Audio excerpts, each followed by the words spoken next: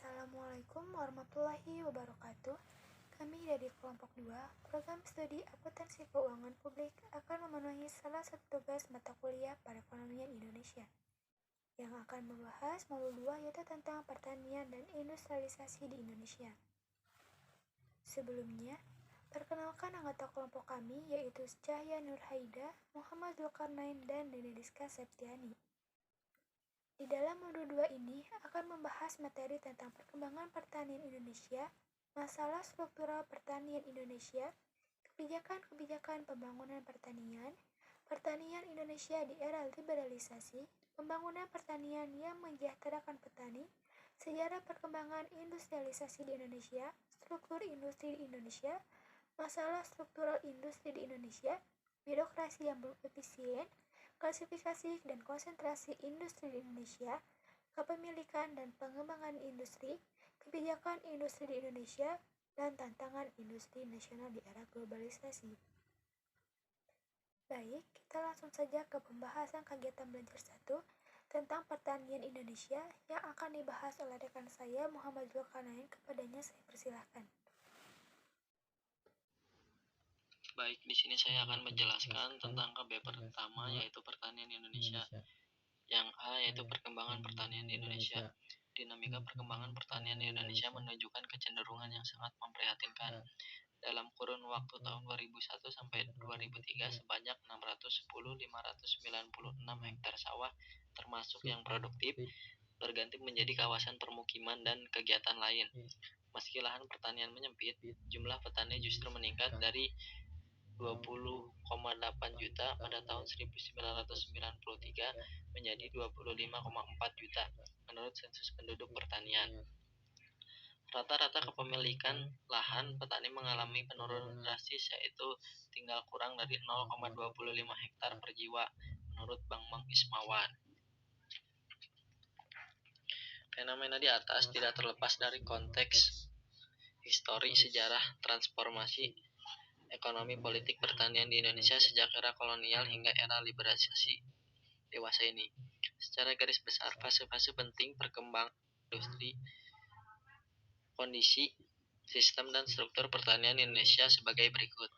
Yang pertama, struktur pertanian Indonesia tidak terlepas dari bentukan proses kolonialisme bangsa asing yang berlangsung sangat lama. Yang kedua, sistem kapitalis liberal yang berlaku sesudahnya pun hanya menjadi Indonesia sebagai undermining besar sekaligus sumber buruh murah bagi perusahaan-perusahaan swasta Belanda. Poin ketiga adalah reformasi agraria melalui Undang-Undang Pokok Agraria tahun 1960 yang mengatur retribusi tanah dan Undang-Undang Perjanjian Bagi Hasil tahun 1964 yang mengubah pola bagi hasil untuk mengkoreksi struktur pertanian kolonial justru makin menghilangkan vitalitas. Terlebih di era Orde Baru yang berorientasi mengejar pertumbuhan ekonomi yang tinggi. Yang keempat adalah revolusi hijau yang mengibas ke Indonesia ditandai dengan penggunaan bibit-bibit baru dan teknologi. Yang kelima adalah liberalisasi pertanian yang diisyaratkan oleh IMF dan WTO kini ditandai-tangani bebas oleh masuknya produk-produk pertanian pangan. Yang ke B, masalah struktural pertanian di Indonesia. Pembangunan pertanian yang belum mampu meningkatkan kesejahteraan petani, bahkan terjadi bencana kelaparan dan gizi buruk di berbagai daerah, merupakan indikasi belum tercapainya masalah-masalah struktural yang membelit pertanian Indonesia. Menurut Profesor Mubyarto pada tahun 1989 sudah mengurai berbagai persoalan mendasar ekonomi pertanian di Indonesia, di antara lainnya yaitu 1. Jarak waktu yang lebar antara pengeluaran dan penerimaan pendapatan dalam pertanian. Yang kedua adalah pembiayaan pertanian. Yang ketiga adalah tekanan penduduk. Yang keempat adalah pertanian subsistem. Pertanian subsistem diartikan sebagai suatu subsistem bertani di mana tujuan utama dari si petani adalah untuk memenuhi kebutuhan hidupnya beserta keluarganya. Produksi subsistem murni ditandai tidak adanya aspek-aspek komersial dan penggunaan uang. Hubungan antara usaha tani dan rumah tangga petani sangat erat. Kegiatan produksi menyatu dengan kegiatan konsumsi.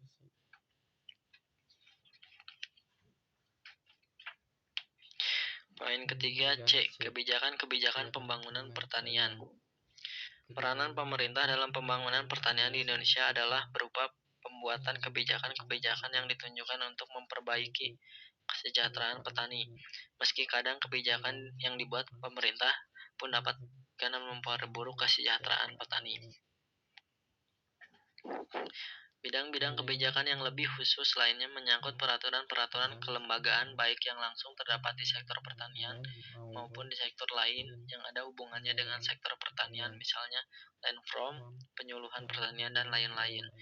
Ini dikutip oleh Mupiarto tahun 1989.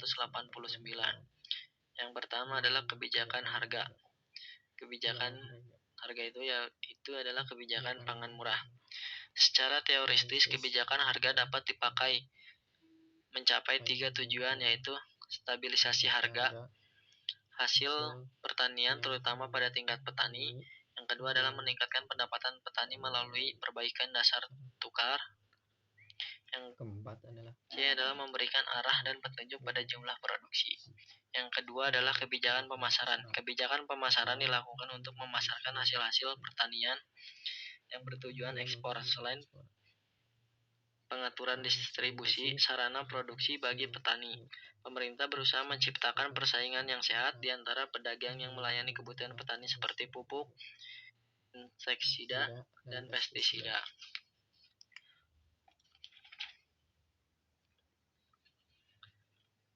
Perubahan peranan pemerintah karena liberalisasi pertanian telah mengecil kemampuan pemerintah dalam mengatur pasar sehingga petani kesulitan untuk mendapatkan sarana produksi tersebut dengan harga yang terjangkau.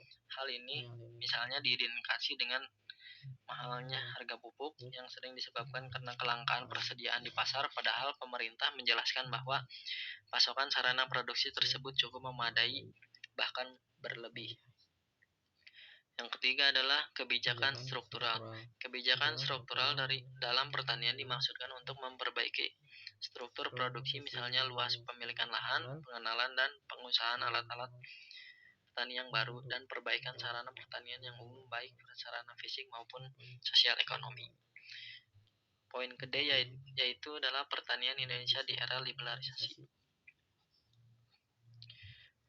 Liberalisasi sektor pertanian diawali dengan masuknya Indonesia ke dalam perjanjian pertanian Agriculture on Agreement AOA di tahun 1995 dan diterimanya Letter of Intent LOL atau IMF di tahun 1997.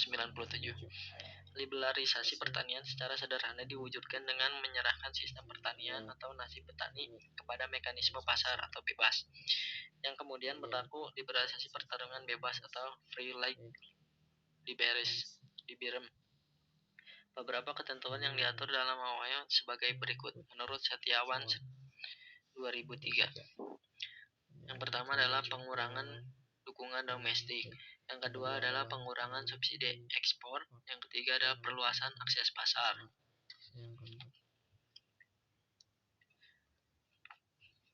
Yang E yaitu pembangunan pertanian yang mensejahterakan petani. Dikutip oleh Mupiarto tahun 2000 menegaskan bahwa kebijakan pertanian yang berorientasi kepada kesejahteraan petani harus berisi kebijakan-kebijakan tentang penanggulangan kemiskinan. Karena dalam kenyataan petani yang lahannya sangat sempit atau gurem selalu berpola pikir nafkah ganda, yaitu tidak menggantungkan pendapatan hanya dari usaha tani saja tetapi usaha lainnya. Secara spesifik, Mupiarto mengurai beberapa kebijakan komoditi pertanian yang berorientasi pada kesejahteraan petani sebagai berikut, yaitu yang pertama, Indonesia patut kembali mewujudkan swasembada beras. Yang kedua, tidak hanya beras tetapi juga komoditi jagung dan kedelai kini diimpor dalam jumlah yang untuk memenuhi kebutuhan dalam negeri. Yang ketiga, jika kini Indonesia mengimpor gula hampir sama besar dengan volume produksi dalam negeri, menimbulkan pertanyaan kebijakan pertanian. Yang keempat, untuk mempertahankan perang sana berproduksi bagi petani dalam berbagai komoditi yang dihasilkan. Mungkin cukup sekian yang saya sampaikan. B1 akan dilanjut. Kegiatan belajar 2 yaitu tentang industrialisasi di Indonesia. Yang A, Sejarah perkembangan industrialisasi di Indonesia. Industrialisasi mulai berkembang di Indonesia pada pemerintahan rejim Orde Baru melalui Undang-Undang Nomor 1 Tahun 1967 tentang penanaman modal asing atau PMA. Pemerintah melakukan liberalisasi untuk menarik modal asing dengan tujuan menggairahkan perekonomian yang lesu.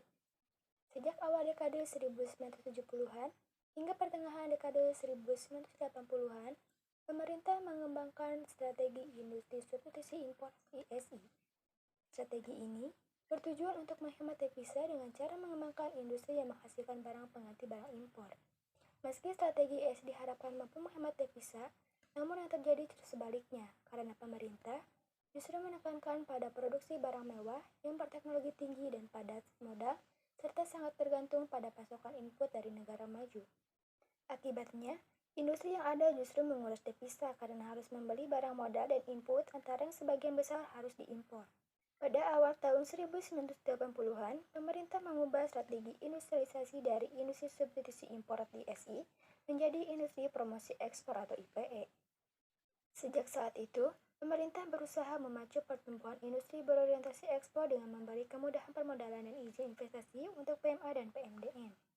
Yang B. Struktur industri di Indonesia. Struktur industri di Indonesia masih belum dalam dan belum seimbang. Berbagai penelitian yang memanfaatkan tabel input-output menunjukkan bahwa kaitan ekonomis antara industri skala besar, menengah, dan kecil masih sangat minim, kecuali untuk subsektor makanan, produk kayu, dan kulit. Struktur industri dapat dilihat dari rasio konsentrasinya seperti tabel berikut ini. Pada tabel tersebut, rata-rata tingkat konsentrasi untuk sektor manufaktur sebesar 47%, lebih tinggi dibandingkan konsentrasi industri di negara maju, yaitu Inggris 22% dan Amerika Serikat 36%.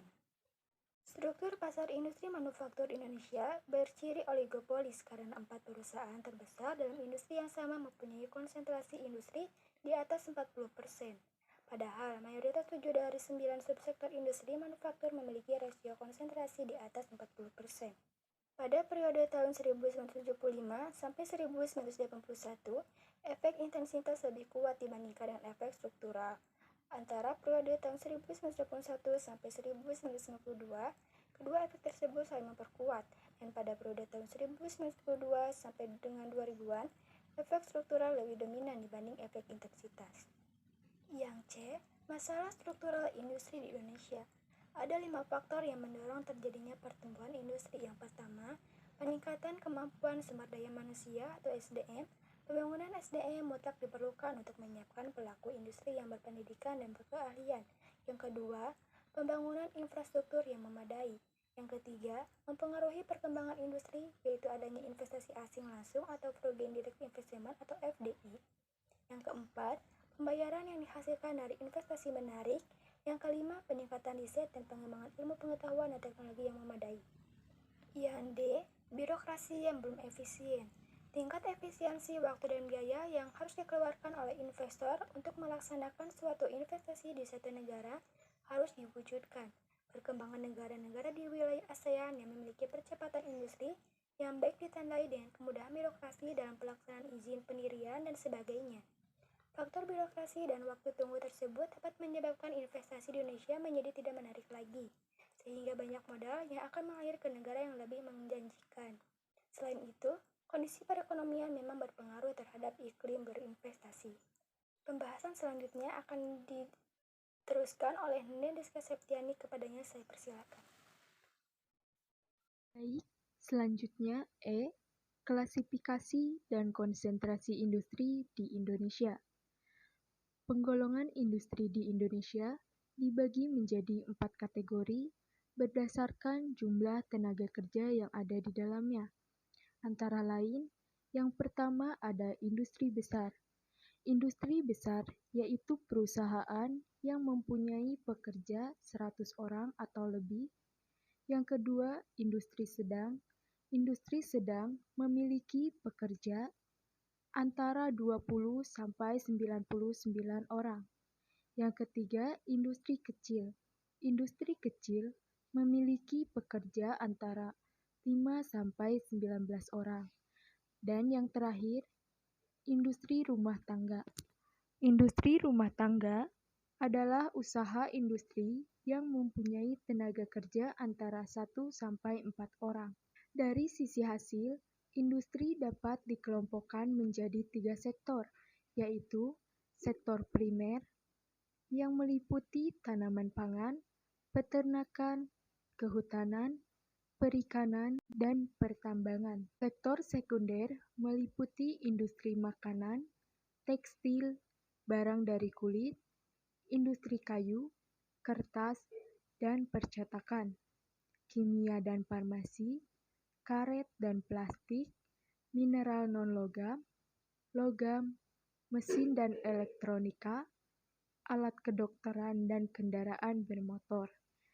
Sektor industri tersier meliputi listrik, gas dan air, konstruksi, perdagangan dan reparasi, hotel dan restoran, transportasi, gudang dan komunikasi, perumahan, kawasan industri, serta perkantoran.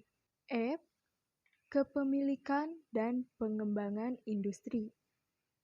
Dalam hal aturan kepemilikan terhadap suatu perusahaan, di Indonesia tidak ada aturan yang tegas.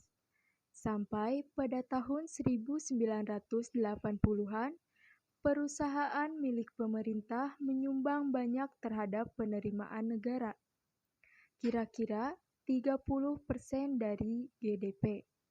Perusahaan pemerintah merupakan aktor yang utama hampir semua faktor dari manufaktur, finansial, sampai pada pertanian.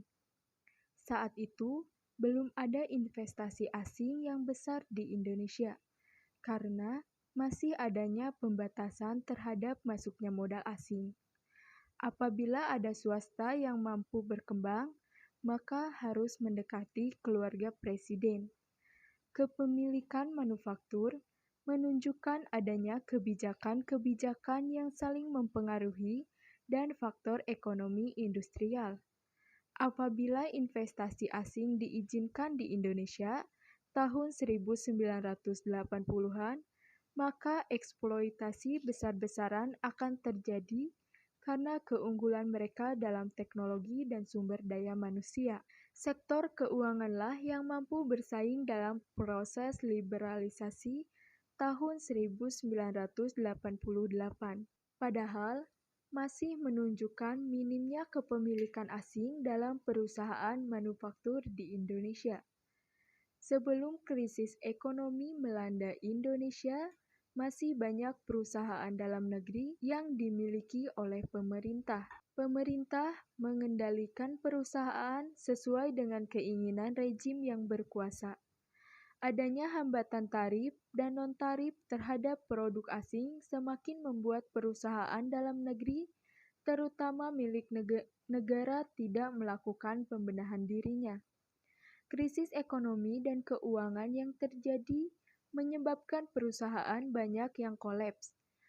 Sektor yang paling banyak terkena dampaknya adalah perbankan. Perbankan di Indonesia hampir sebagian besar mengalami kesulitan likuiditas keuangan, sehingga pemerintah melalui Bank Indonesia memberikan bantuan dengan dana Badan Likuiditas Bank Indonesia atau BLBI. G. Kebijakan industri di Indonesia. Beberapa hal yang bisa ditawarkan sebagai solusi terhadap permasalahan industrialisasi tersebut adalah membuat regulasi yang jelas terkait kebijakan industri dan teknologi di Indonesia, membuat regulasi agar setiap industri memberikan sharing minimal 15% dari asetnya baik berupa sumber daya manusia maupun dana untuk kegiatan new development dan desain produk dengan keharusan menyertakan tenaga kerja lokal. Secara umum, kenaikan iklim penelitian baik di instansi pemerintah seperti LIPI dan BPPT, juga di perguruan tinggi dalam koridor kerjasama R&D pada teknologi terapan atau applied teknologi yang dibiayai oleh industri. Yang terakhir, H. Tantangan industri nasional di era globalisasi. Selama ini, industri besar yang dianggap sebagai pelaku industri di Indonesia mendapatkan banyak proteksi yang membuat mereka bekerja tidak efisien.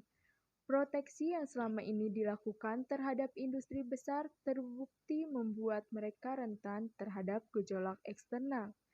Industri besar Indonesia memiliki karakter yang negatif seperti rendahnya kandungan teknologi, ketergantungan yang tinggi pada industri modal, dan input luar negeri.